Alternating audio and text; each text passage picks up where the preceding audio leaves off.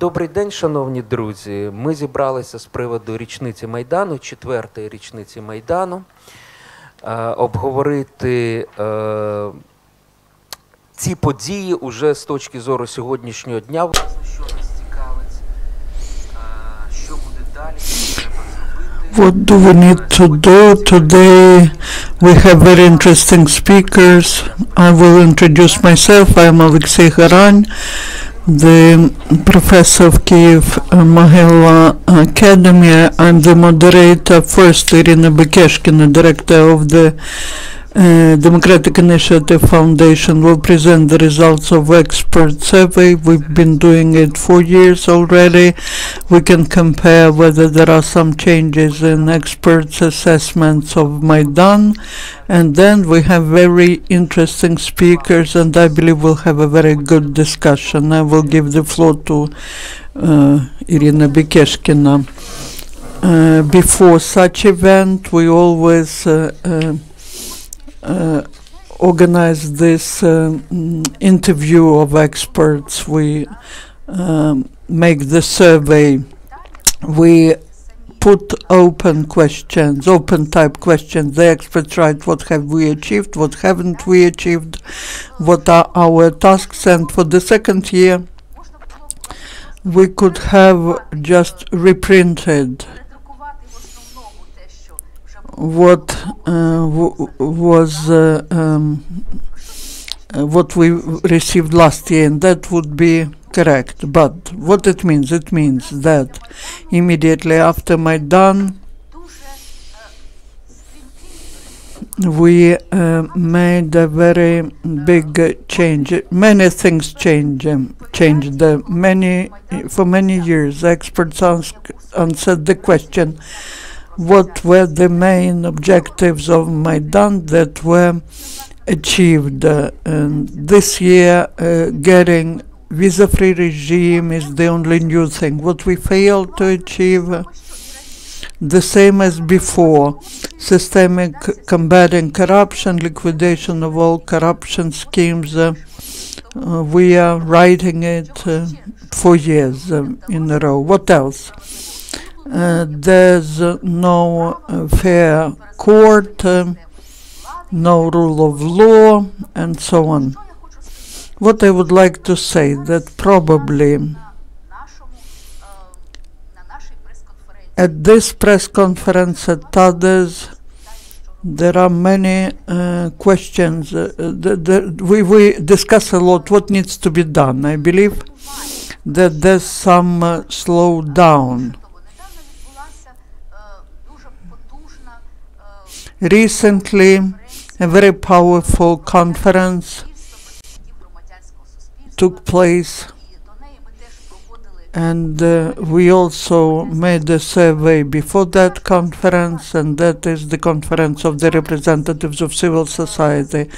We were asking whether they believe that the civil society was influential in years 2012, 13, 14, and so on. In 2013, the civil society wasn't influential before Maidan. In 2014, there was a big change. And then, next year, slowly, not radically, but slowly, there's a small reduction. It's really important to discuss the issues related to Maidan, what has been done and what hasn't been done. Here we have Mustafa Nayem. During the first anniversary of Maidan, he said that now Maidan is moving to the parliament. I can say that now Maidan is moving not just to the parliament, but to different spheres of changes, to politics, development of civil society, Maidan of foreign affairs, everywhere. If we want Maidan to win, then it's probably moving. This is moving to different spheres of transformations. And here we have people who can talk about that. And we asked our experts what will be the next steps, what needs to be done to achieve the objectives of Maidan. But again, this is what is repeated year after year. Task number 1, to fight corruption, because corruption is the biggest obstacle. Until we really overcome corruption, nothing good will happen here. Then to complete the reforms, to complete the judicial reform, and so on, and to concentrate on the development of economy, attraction of investments, and improvement of life of people, to approve the progressive election law, and that is what people are writing about, but these are the tasks which are so important and which need to be implemented jointly, because otherwise it will be like Maidan was a very bright phenomenon in the history of Ukraine, and then we asked experts whether Maidan 3 is possible, and here we see some changes. If back in 2014 most of the experts believed that Maidan 3 is possible, in 2015 that it could take place. Now the majority of experts believe that there will be no new Maidan in the nearest future. I believe that we need to resolve the tasks of Maidan democratically, peacefully, mobilizing the efforts of the whole democratic society and the politicians who work with the democratic society. Thank you. Thank you. I believe that in our further discussion it is important to get concentrated on 3 things: what has been done, what hasn't been done, and what needs to be done, so that Maidan in the parliament in different sectors really takes place. Now I would like to give the floor to Mustafa Nayem. It's an example how the sparkle turned into a flame. Mustafa is one of the initiators of what's happening near Parliament. And these are the attempts to stimulate further reforms, and I believe that Mustafa's opinion will be of interest. Thank you. It's a big honor to be here. Thank you, Madam Bekeshkina, for inviting me. First of all, I greet you with this 4th anniversary. For me, for many people, today and the next 3-4 days, it's time of recollections, talking about consequences and results. In fact, 3 years ago we were saying that Maidan should move to the parliament. Now we see that there are many things that we mentioned, that there are many young people who are in the parliament and the executive power. They will be resisting, but now we need to recognize that the concentration of forces outside of the street in the authorities is very low.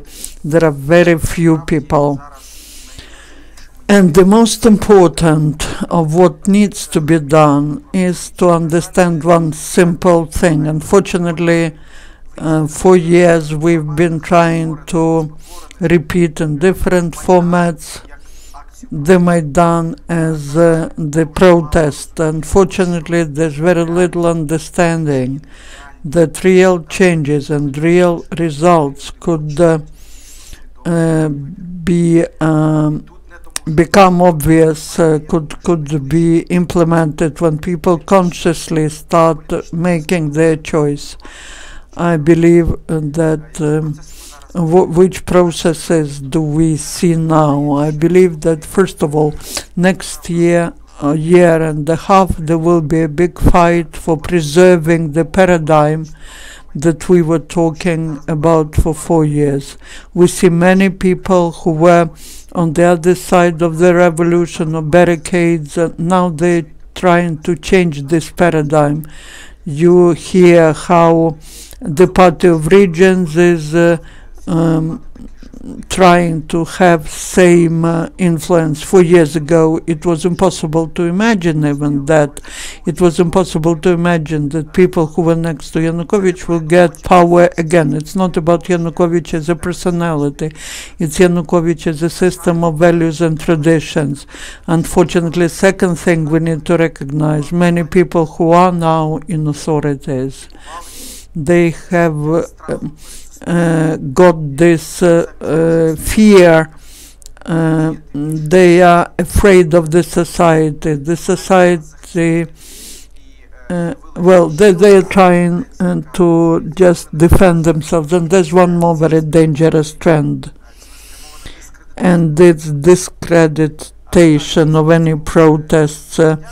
That is the civil society, the politicians who are responsible for that, but this happens with the assistance of media, of experts, that's done by the authorities. Any protests, they are trying to get concentrated on personalities who organize the processes, the protest, but not on processes. If you recollect the Maidan of 2013, there were different people there. If at that moment Yanukovych managed to get concentrated all his attention on the personalities who were there, we would have received a different story, because then there were those people who were not considered to be leaders. We were laughing at them, but the processes that the Maidan supported and the requirements were correct. Now there are many processes, many protests, and people have to go because there are very specific requirements. The personalities which are there, they are different, and that's true. And the attempt to discredit any process, any protest is quite a dangerous thing. What we managed to do, and I will repeat it always, the main thing we managed to do, we achieved, we prevented our young generation, our young politicians to be afraid of the state, and that's what we have in Belarus and in Russian Federation. If you compare the young generation here and in Belarus and in Russian Federation, they have a big fear of any state body, state structure, any law enforcement. In our country we don't have this fear. We have overcome that, and now, despite the fact that there's war, that there are many attempts to strengthen law enforcement bodies, to strengthen this militarist policy, nevertheless, the politicians and young people are ready to say no, are ready to protest, to resist, and that is the main hope. And in the end of my intervention, I would like to say, talking about the dissatisfaction of what's happening. Maybe this will be quite provocative, but I believe that the fact that we are unhappy, the fact that we are still unsatisfied, that we believe that we need to move forward, there are fewer people like that compared to 2014. But there are still many of them. That is the guarantee that one day, turning back, we will be able to say, yes, something has been done, and we were right coming out to the Maidan. these people are trying to go forward, sometimes not the way we like it, but they go forward, they still resist, and they cannot be the model, but they are the guarantor, and that is really the guarantee that will continue to do. He did what I didn't. He congratulated you with the 4th anniversary of the beginning of Maidan. For me, this is also the holiday, and I had no doubts that today I need to put on the embroidered shirt, and I put the black and red embroidered shirt. I would like to give the floor to Igor Burakovskyi. I believe it's most difficult for him to talk about the economics, where it's difficult to assess what has been done, what hasn't been done, what needs to be done, but he will cope with that.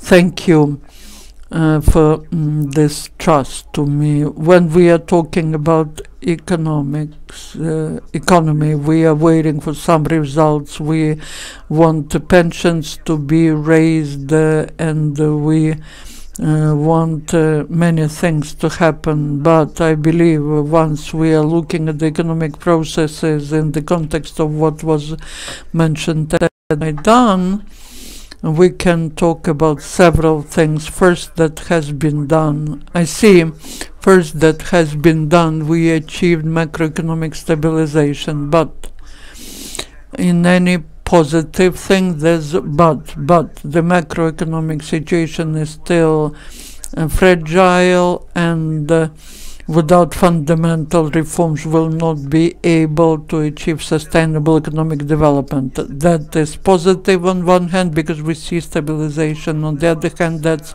a threat. Second thing is the issue of banking system. We can differently assess personalities that were in the National Bank and those who are still in the National Bank, but the banking system was cleaned, that was done probably by very rigid methods. There was a corruption and many things. All these negatives are still there. Third problem is the issue of public procurements. On the one hand, we see the system, we have the system Prozoro, we have certain technological platform, but Ukrainians are very creative, and they learned how to cope with this Prozoro, and I can say that even though Prozoro demonstrated its positive role, but on the other hand, there are several spheres where Prozoro doesn't work the way we want it to work. I would like us to have transparent military procurements, because that is of a very high moral importance.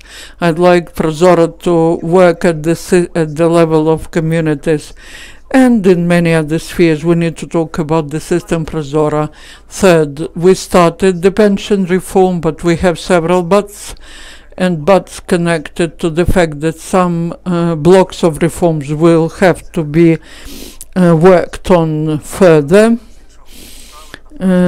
There's such a phrase on modernization and renewal and change of pension system. The real reform of pension system will be when we have 3 levels: pension, which is guaranteed minimum; second, accumulatory level with the assistance of the state; and third is private system of pension insurance. When all these 3 levels are there, then we will be able to talk about completion of the reform. And next one is deregulation. I'd like to mention that our surveys and surveys of business climate show that this process is taking place, but there's one but.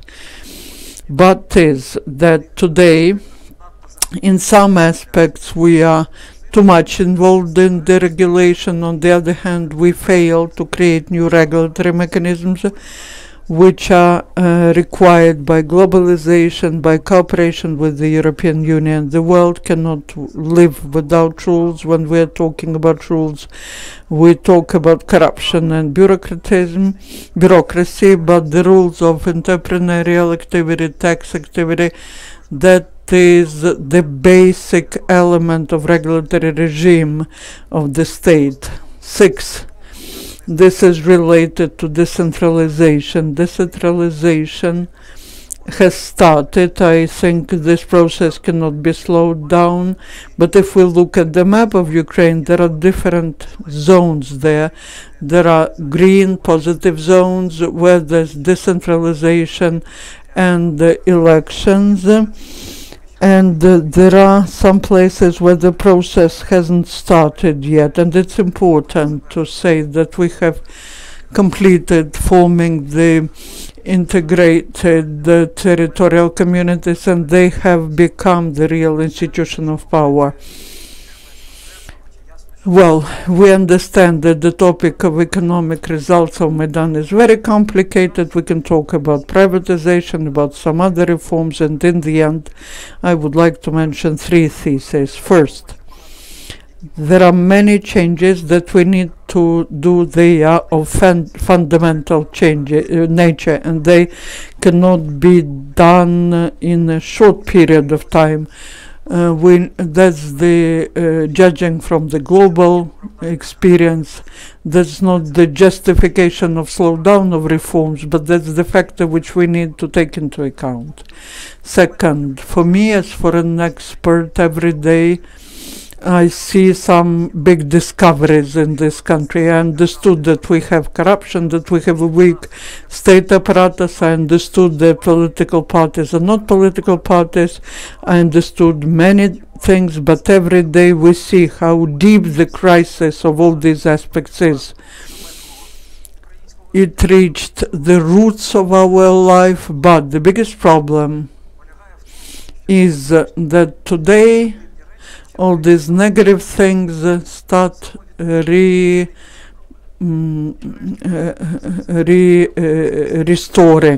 restored.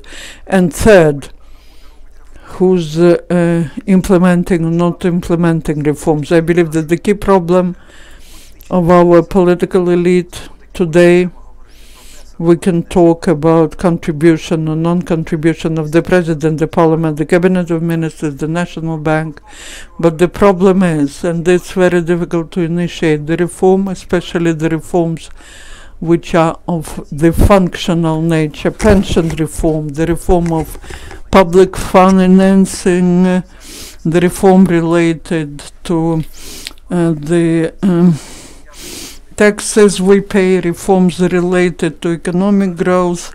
Once we increase the pension age, that means that the jobs are to be created, and such reforms traditionally are most difficult ones. And for me, as a person who does not often visit the authorities, I'm afraid that today's elite cannot defend the reforms. That's the most difficult thing.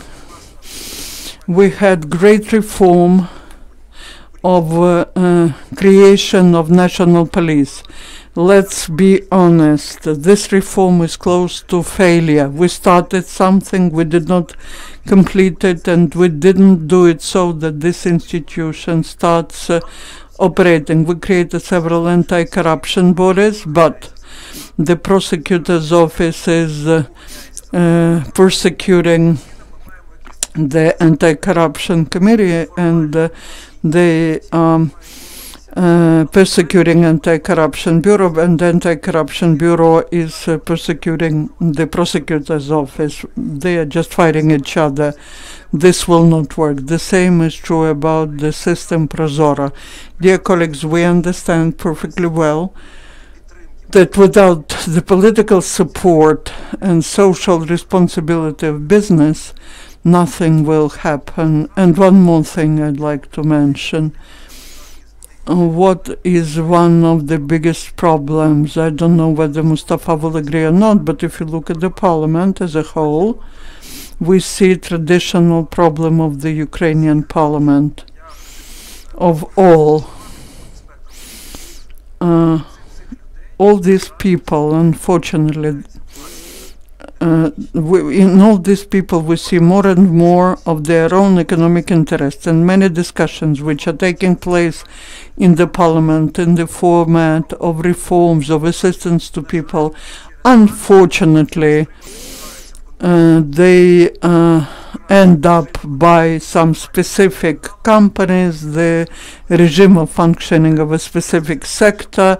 I believe that's one of the biggest problems. Then we can talk about oligarchs, but unfortunately we cannot force our political elite to take care of public interest, of public welfare, which requires to refuse from your own personal interests. Thank you, Mr. Burakovskyi. He touched upon political institutions and fighting between them, and I would like to give the floor to Igor Koliushko, who has written a very interesting article in Ukrainska Pravda. The text was less dramatic than the title, but the title was very strong. Thank you. Basically, I also would like to greet you with the anniversary of the Maidan. I'm sure that the Maidan and the Revolution of Dignity, these are events, very important events in the life of our country. I looked at the results of the survey, and among the results of Maidan, Euro integration sets the first position, but European integration is the result of what is a real victory of Maidan. The victory of Maidan is about us confirming our independence. We have confirmed our right to independently make a decision about how to develop, where to develop. I believe that's the main value of Maidan.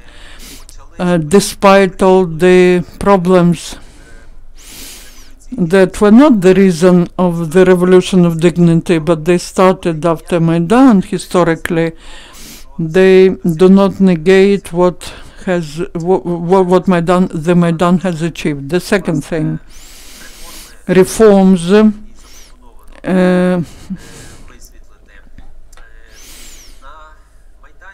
At the Maidan, during the Revolution of Dignity, everyone was talking about the necessity to change the system of power.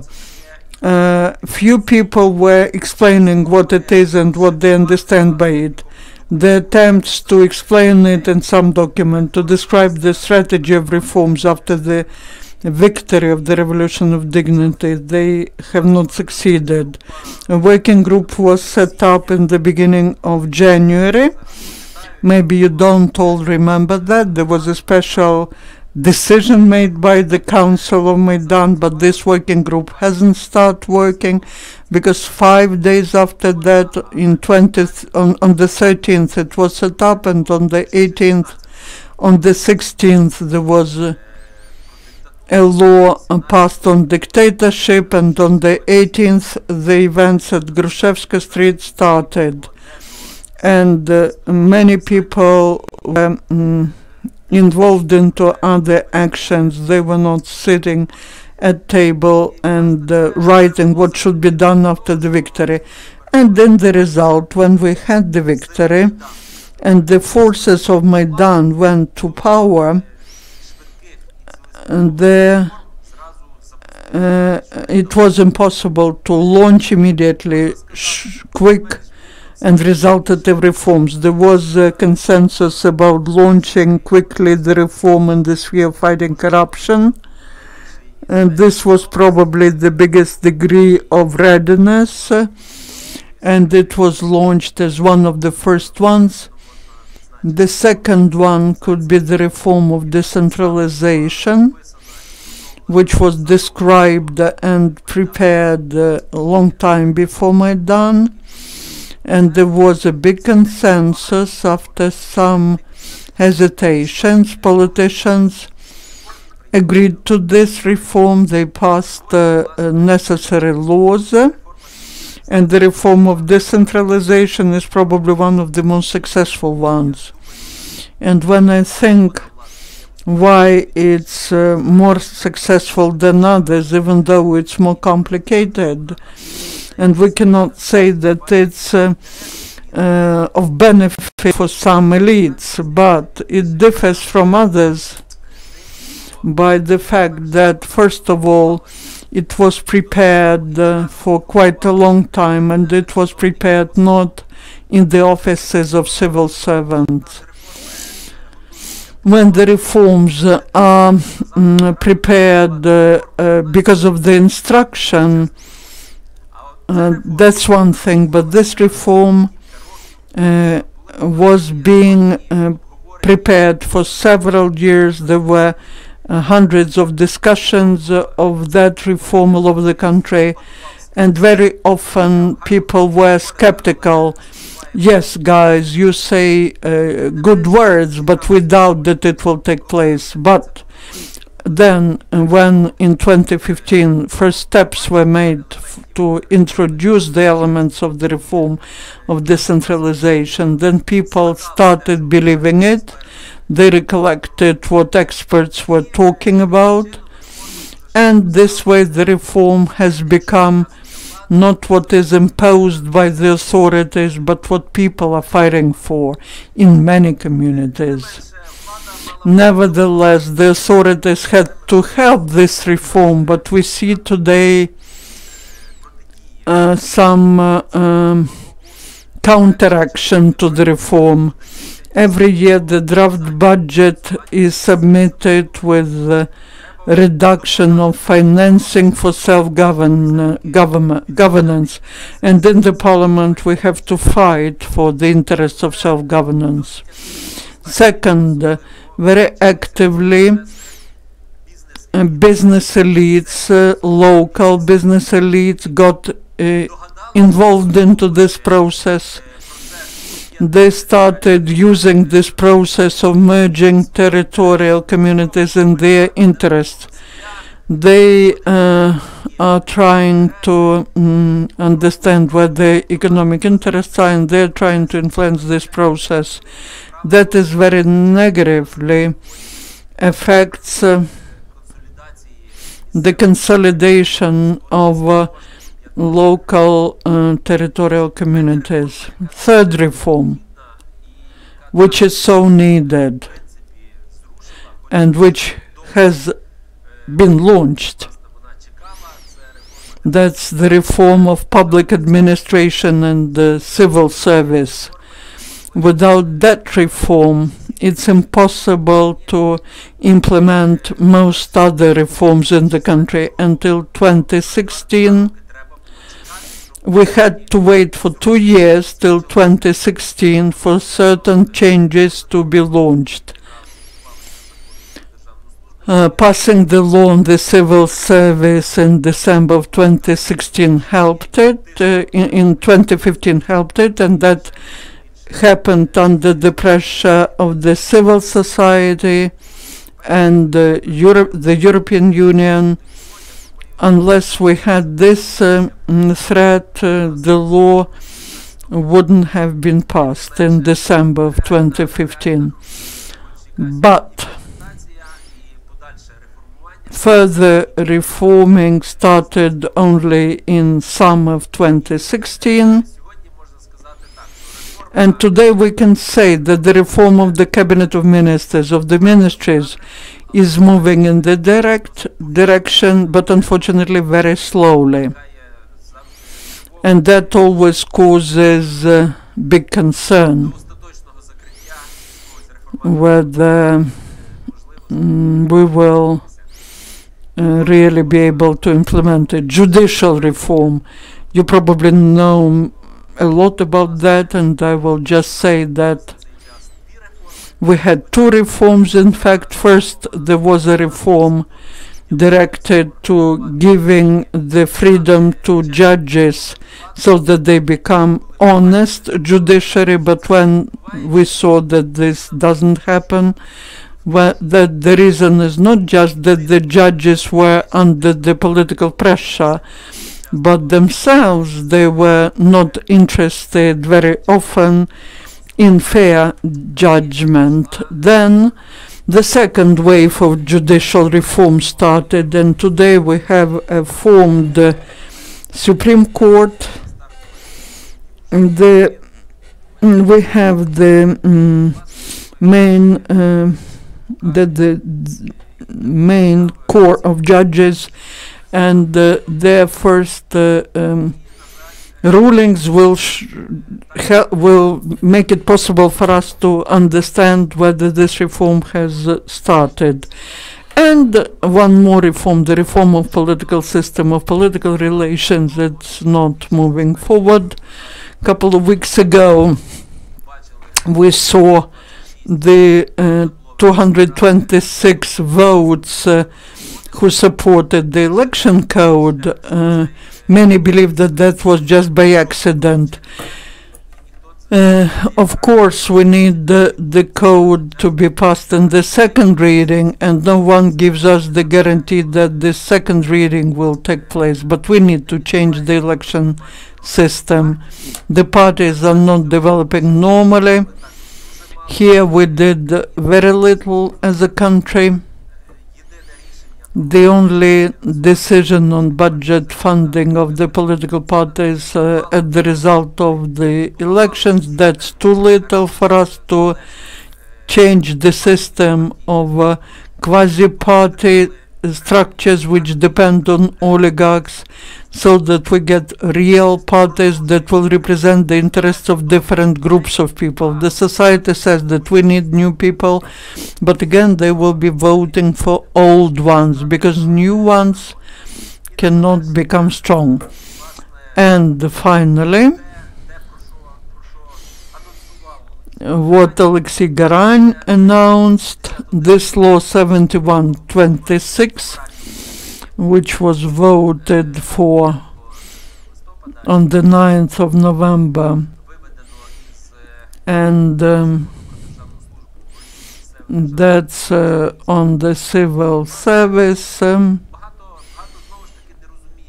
Many people do not understand that the problem is not that the heads of local administrations now will not be civil servants. They may have different status, but previously different options were discussed. They could be political appointees. There could be some mixed versions. Some could be political, some civil servant. But the problem is different. In fact, this law removes from our legislation the procedure of regulating the procedure of selecting the personnel for civil service. Now the authorities will do the same as in the past, when the positions will be given away for money or will be given away to business elites. Now no one will know why these people are there, and so on. That is the worst result, and that was done. I am absolutely convinced in that, because the draft was, this law was drafted in the administration of the president. That was done specially as the preparation for election campaign, as the main resource which will help the administration of the president organize presidential elections. That is why the situation is so tragic, and that is why I entitled my article this way. Read his article in Ukrainska Pravda. Now we'll talk about civil society. This is no secret. This is what was discussed in Facebook, that Yevgen Bystritsky is leaving the position of the executive director of Renaissance Foundation. Alexander Sushko will become the new executive director, but what Yevgen Bystritsky has been doing for 20 years, supporting the civil society, that's the whole era. The presidents were changing, but Yevgen Bystritsky and the structure that was supporting the civil society was still there, and they were doing a lot. Second, if we talk about civil society, yesterday there was an annual charity party in Kyiv-Mohyla Academy. One thing was mentioned there. The host said it's great that there's Burakovskyi, who was given the instruction to restore Kyiv-Mohyla Academy. Burakovskyi said, no one gave me instructions. If I was given instructions, that wouldn't work. We did it ourselves. The energy should come out of the civil society. And one more thing, I would like to recommend a very interesting post at Ukrainska Pravda. That's not the advertisement of Ukrainska Pravda. That's Bystritsky's post. The civil society's courage to be balanced. He's writing about the trend that Mustafa didn't mention when he was talking about threats, but it's in the possibility to destabilize the situation. Please read this. It's very balanced. It demonstrates different threats and trends. Thank you, Oleksiy. You said everything. Let's step aside this issue of Renaissance Foundation, but I would like to ask the question very simply.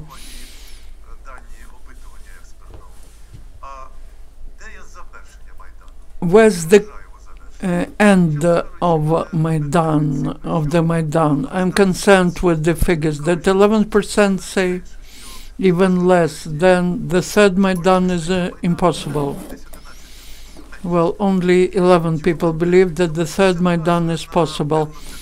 Because why it is of concern? Because it shows the trend that shows the end of the changes in quality of the civil society activity.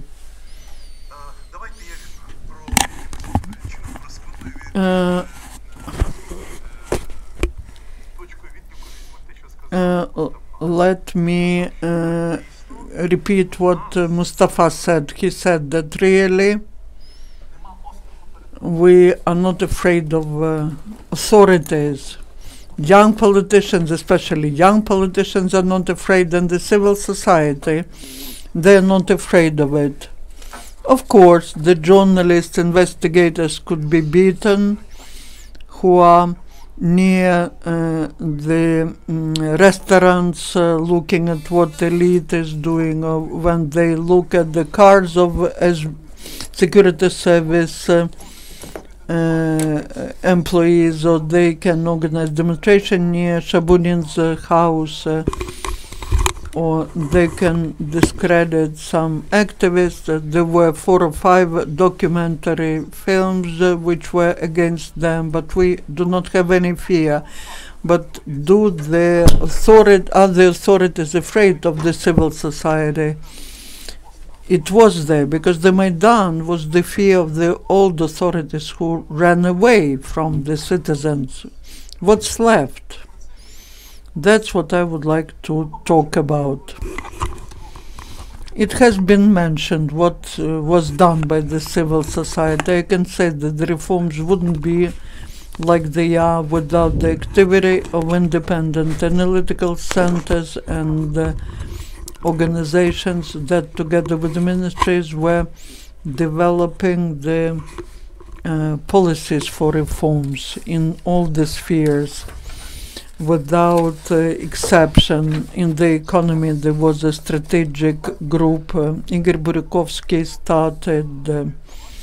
There was a group in e-governance, the group of independent experts. The policy of decentralization was developed, the policy of administrative reform, of education, public health, and deregulation.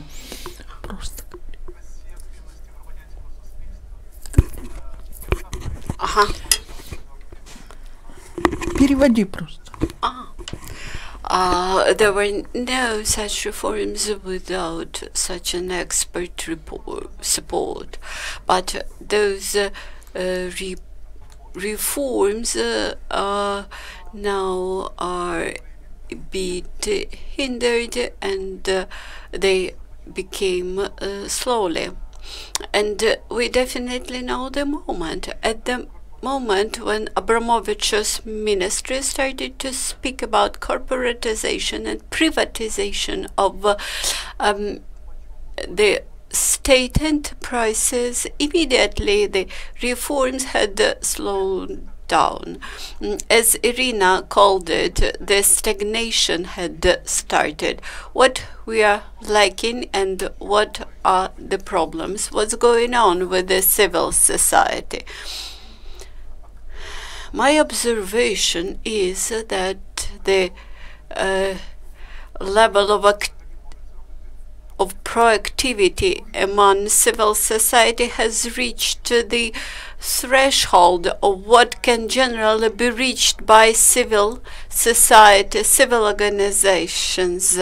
The proactivity of those who deal with the huge issues, who try to tackle important problems like anti-corruption, is going down. And while the small activities, civil society, they continue to be proactive. And now we have the problems with those who are above civil society, with the judiciary. They see minor mistakes and shortcomings among reformers from civil society, while they conscientiously ignore all the blamings coming from civil society, TV channels, etc. So now we have to publicly implement those reforms which were developed with the support of civil society. And we need to establish the communication inside the country among powers. For example, our president speaks brilliantly in the international arena, but where is his voice about the today's topical events, when there is a dispute between NAZK and Anti-Corruption Bureau, and so this is the boundary reached by civil society. They had pushed up the reforms, they launched the reforms, and now we drastically need political reforms which should which might be supported by civil society, but it could not substitute neither MPs, lawmakers. So as for the Euro optimists, I believe that at the end of the parliamentary term, they will need to report to the civil society from which they went to the parliament.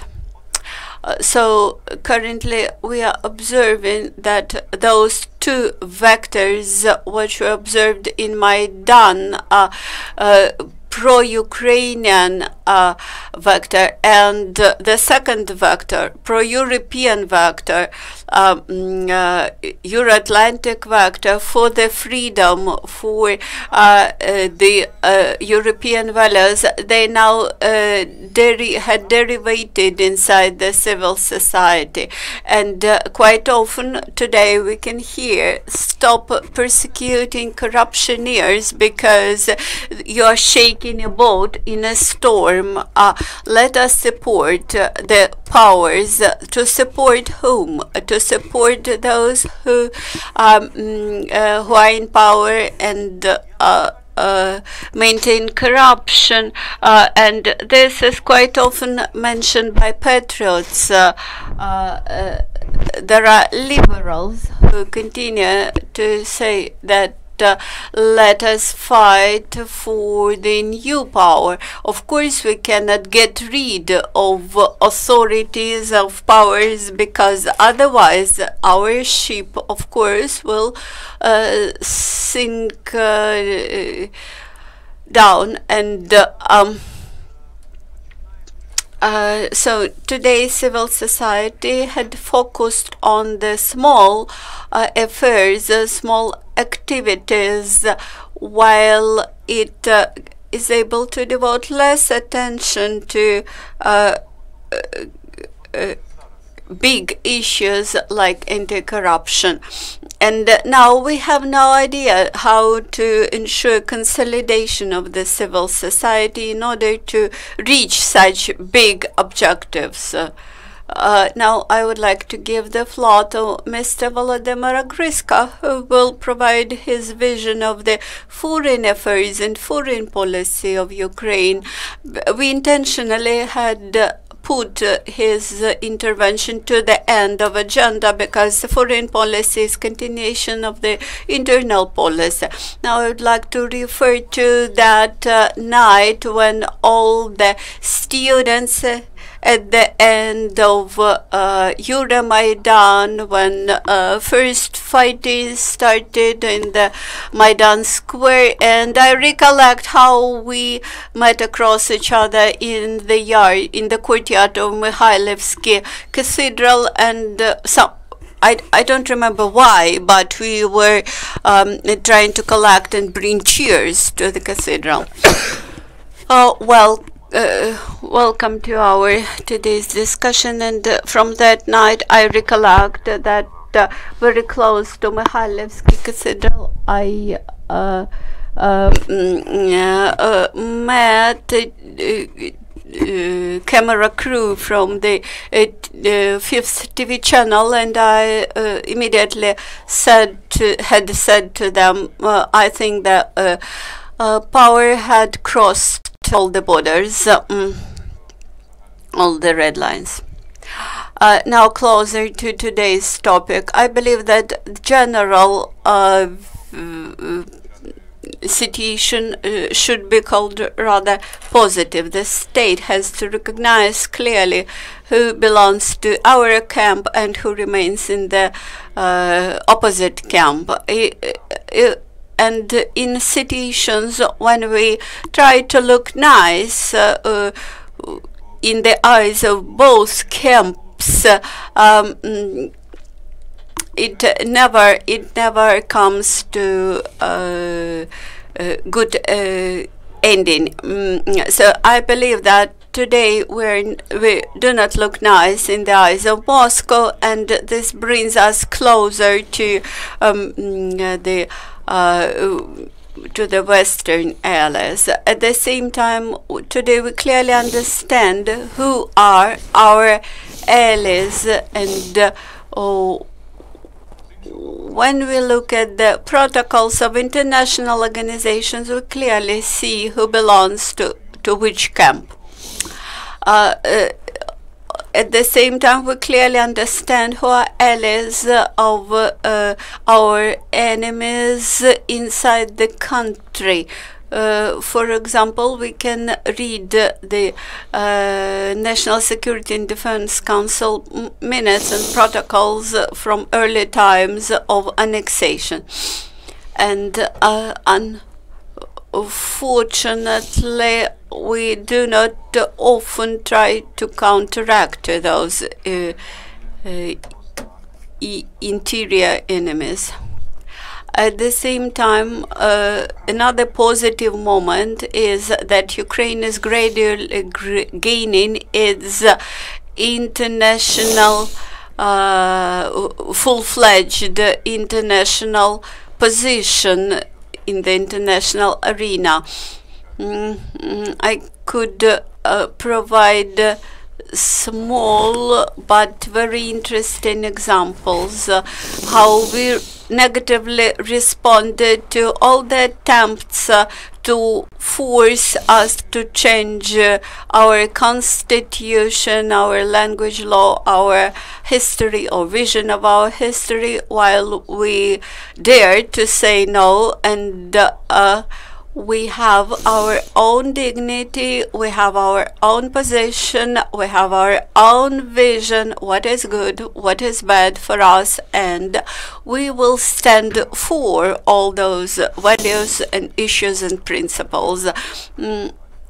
Of course, some things in the international affairs could be done on more timely basis and more quickly. And my third statement today would be professors and doctors who are present among us and belong to elder generation. They grew up with the famous phrase that December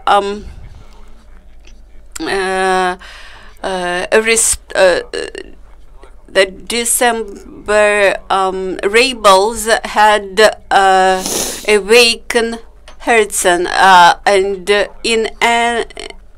in parallel with this, I would like to suggest my own statement that Ukrainian revolution had awakened the West because Putin responded to it, and the West had seen the real face of Volodymyr Putin.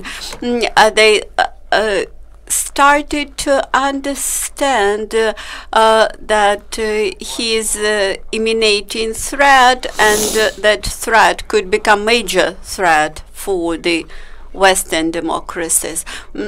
And another positive moment is that Ukraine had finally turned its face to the West. I mean that the latest opinion polls among Ukrainians suggest that almost 60% of Ukrainians believe that Ukraine should orient to the European Union and to accession to Europe.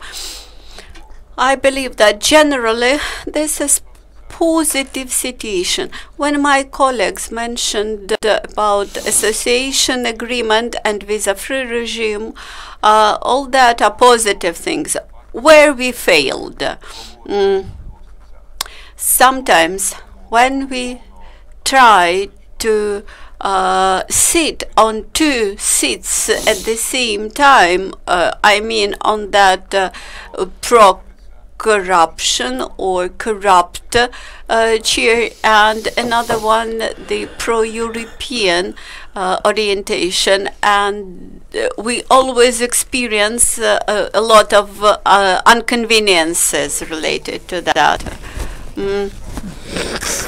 I observe that we have made a fundamental mistake having secured this room for just an hour, and now we are happy that we have all the presenters here. They are all present, and we will have additional time.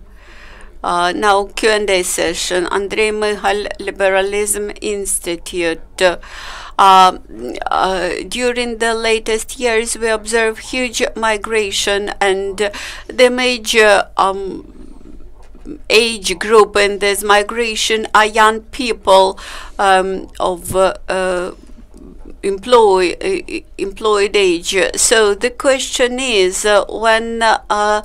what could be done? This is a question to Mr. Burakovskyi, because after some years in the West, in other countries, they won't come back. When it comes to labor migration, this is a general problem. This is global problem. We cannot say that Ukraine only will get disadvantages from this. And similar process is persistent in new EU member countries from Central Europe. We do not know whether we will manage to speed down this process, but of course one remedy could be development of businesses and creation of new jobs. Then creation of not only creation of new jobs but good salaries.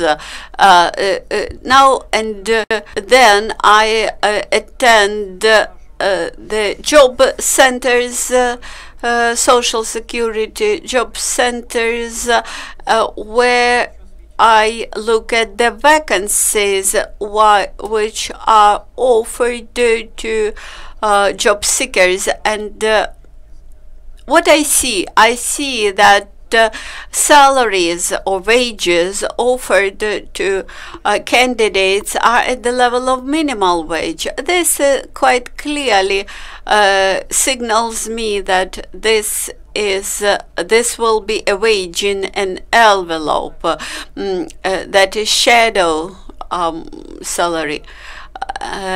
Quite often when we speak about young people, about first jobs after graduation, this should be not just salary, there should be remuneration packages, and also average age of entrepreneurs and business leaders are in the age around 45. So we have to create good conditions for young people. I've got a question to everybody. The issue of migration, in my opinion, is a secondary issue. And this is not a social factors which provoke migration. I believe that one of the major factors increasing migration is developing instability in society and increasing level of threats, the level of anarchy, the growth of protest type activities, the drop in rate in trust levels to all the authorities and powers. I believe that people simply lose confidence in this country.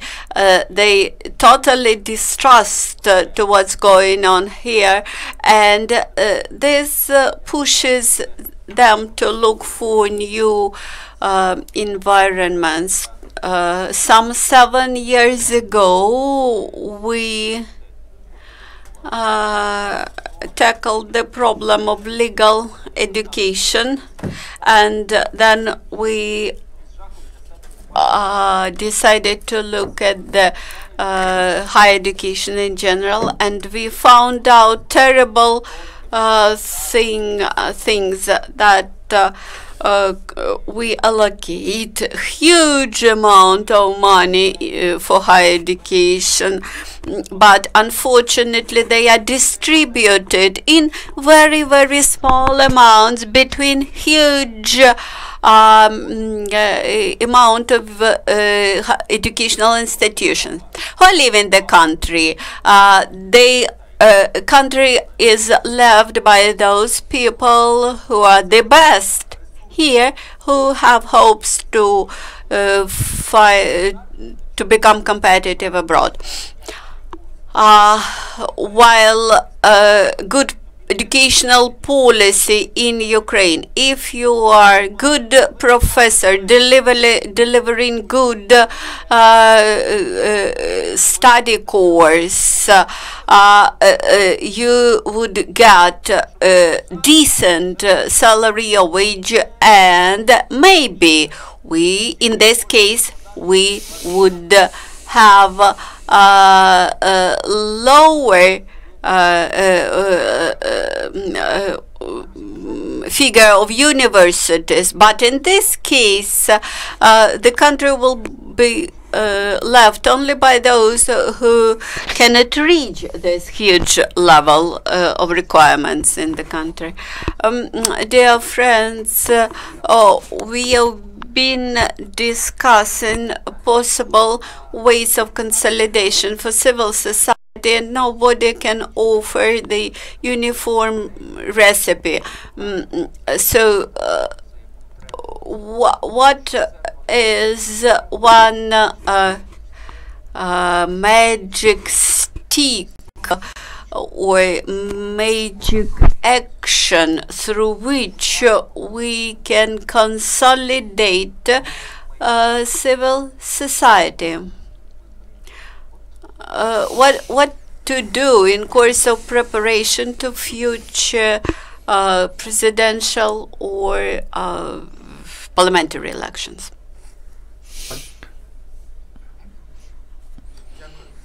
Thank you. In fact, I really believe, and that's not because I believe that I'm young generation, but I believe what hasn't happened 4 years after the Maidan. If you say, which one of young people, or young people, I don't mean the age. These are people who were talking about other approaches, who within these 4 years received some opportunities. There are few of them. Several cases like myself, Sergei, other people who are in the parliament. That's an accident. That now talking about the young people who would get opportunities because of the Maidan, there are very few of them. I'm sure that there are two things. First, educational process, education, and I don't mean just the education for people of my age or younger, but starting from school, secondary school. Now there's a big process going on, two spheres where we are moving to market, that's the medicine and education. But in education, so many things change. There are so many services that the state doesn't provide, but others, and that is true about students, about political education, civil society education. That is what in the West they call community organizing. That's what we don't have, and no one teaches it, and that is that should be our objective. And second thing, we need to pay attention to more active people, young people, and middle class. They are a side of these processes, not because they are not involved, but they just lose a lot, most. There are no institutions, no words, no instruments that would get them involved into the processes. Look at all the protests. It's very difficult to get them involved into political movements. I mean, young people and middle class. We need to look in that direction, because these are people who can really achieve something. They have something to lose, and these are two things that we need to make use of. And the fact that people are leaving, it's not just in our country. So in many countries, when there is the war and the crisis, there's this wave when people are leaving. On the other hand, if a person sees that the future's there, are you sure that this person here in civil society could achieve more? Maybe we have not provided these opportunities to such a person. That is true, but I'm sure that here this process is temporary. In many countries we even repeat the rates. We have the growth of 25-30% starting from 2015. In fact, that is true, but on the other hand, there are two big factors here: war and our attempts to change things. I'd like to add one thing. We're used to saying that we have two enemies, one external, one corruption. Let's get concentrated on corruption, why we have it. And we immediately start talking here are envelopes, non-payments to the budget. But I believe the main problem is political corruption. That is what gives birth to any other corruption, economic, judicial, and so on. If we don't change the rules of game, if we don't change the laws which will allow to avoid political corruption, if we don't pass laws which will allow not to buy seats in the list, till then the problems will repeat. And I hope that this parliament will be able to complete what has been started. I mean, they will form the new election system. If we fail to do it now in 2018, we'll get the same. It will be somewhat better, but still bad. If we don't change it, our situation will continue to be very sad. The new election system doesn't guarantee it will be better, but it doesn't guarantee that these money sacks who have access to resources will be there. But there are laws and new institutions are created, and we see some fighting going on between them. When one of these anti-corruption institutions doesn't support another one. And what to do here, how to fight corruption, I am somewhat at a loss. I don't know what to tell people who ask me. And so what have you achieved by your Maidan? I tell them what has been mentioned here, but previously I was saying Nabu and NZK, and now I say there's Nabu and SAP. But that's the consequence of political corruption. If you look at that system globally, we have a political corruption in power, in authorities. If we want to change the system, then we need to change globally, like it's happening in normal civilized countries. I will add, I agree with what Mr. Bystritsky said, I agree with what Mr. Burakovskyi said, but there are two things which I would like to mention. Seeing the system from the inside and from the outside. Even though we are wise people, mature people, there are two mistakes that we commit. We compare, we just talk about like all the parliament is corrupt. That's not true. What's bad here, it's not that you are saying some lies, that's just attitude, but we have two ways out, either to criticize everything, to say that everything's bad, or to find something right and to support it so that it gets multiplied. Experts need to find these people, these institutions that continue fighting. Second, talking about scandals, as soon as we make a sacred cow of anti-corruption bureau, we'll get another Pshonka. Is that bad that these bodies have political ambitions? Sitnik, Lutsenko have ambitions, that's good. But this should work for the society. And the fact that these bodies are fighting between with each other, that's what we are fighting for. And this fighting cannot be quiet.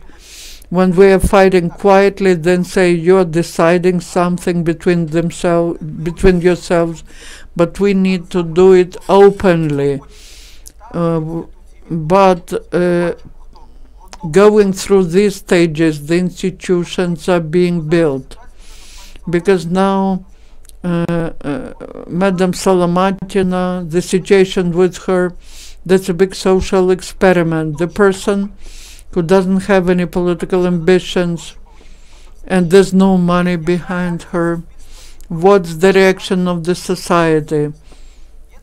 There are two. People say they are the same. It's great when they say it about me, about Lutsenko, about Sitnik, but this person is not one of them. And others say, listen, maybe everything's bad, but that's the first person that left the system. How many courageous businessmen you know who say, here's the name of the tax office to who I give the bribe. There are no such people, and this person comes out, and let's be perceiving these processes differently. There will be wars, but main thing is to find right side in the wars. To say that all wars are the same, then we'll lose all the wars. Unfortunately, we need to finish. Thank you. Mustafa said it all. I agree. Now all know what needs to be done. They don't know how it should be done. But there is something that we discuss here. It's what we tell to experts and to civil society. In Nabu, do we need to fight against corruption? Yes. But if yes, then we need to support all the actions of corruptionists and the institutions. Yeah. Thank you, the moderator, who in the end managed to make this discussion very interesting, and thank the organizers who gave us additional time. Thank you, speakers, and you. Thank you.